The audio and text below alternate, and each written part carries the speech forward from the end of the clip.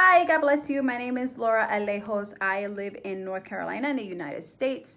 I actually met Rita Cabezas at a church retreat from the church that I assist. I actually was identifying myself a lot with what Rita was actually teaching us and what she was showing us in regards to different videos or just anything that God has revealed to her. I identified myself with a lot of things that she was speaking of. And I actually went and sat down and said, hey, I want, this sounds like me. This sounds like my life. Like, is this something that I need to do? As a child, and the reason I asked myself that was because as a child, I actually went through different types of abuse. I also grew up in a household that it was just pure witchcraft, which I thought it was normal because, it's what I grew up around. And usually, of course, as a child, you just pick up on what you think is normal. And as in my adult life, I continue to do so. As a child, I actually seen in the spiritual world, physically would see demons. I would have visions, I would have dreams, and that went through my adulthood. I wasn't Christian, I wasn't brought up in a Christian household at all. And 5 years ago, I made the decision where I could not take that life anymore, and I came to Christ. And when I met Rita, when she came to the retreat, that's why I say I identified myself to what she was teaching us, just because I said, wow, this really sounds like my life.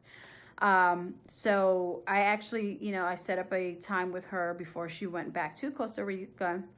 And I asked, hey, can I actually have some time? I believe that I need to have this casting out of demons. I told her a little bit about, different things that I went through as a child, and when I thought that I had forgiven, because we all think, hey, we come to Christ and we are clean, we are different, we're new, we're born again, and yes, it's true. But if you still have to deal with emotional issues from your childhood, or whenever you have these emotional issues, sometimes it's not from childhood, sometimes it's just adulthood. But it's something that I had to identify myself with, and I had to understand that this was something that I needed to do. So I went through the process with Rita after several hours. I actually was like, wow, I was in shock. I was like, what did I just go through? Like, what's all of this? Because it was brand new to me. I mean, I've heard it before at church and I've seen other people go through it, but now it was my turn. And it was a lot. It wasn't just like one or two, it was a lot. And, I'm not afraid to say it now because, I'm like, whatever, I have to speak it. I can't keep my mouth shut because there's others out there that probably don't know about things like this. Like it happened to me. Like I did not know that this was real. Like, I thought that, hey, I was just crazy because I used to see in the spiritual world. I didn't even know what I seen, I mean, until I came to Christ, I was like, oh my God, like, that was me. I could see in the spiritual world. Like, I didn't even know. And until she came and I completely understood what I needed to do.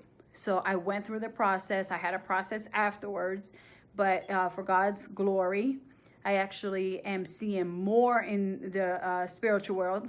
I have a lot of dreams where God has activated my prophetic calling, and I give him the honor and the glory. And if you're watching this video, it's because you're considering it, or if you've gone through it, or you're about to go through it. I just say it's real. A lot of people probably don't believe it. Probably people that watch this video are going to say this girl's crazy, or they probably paid her to say this. No, I am a live testimony.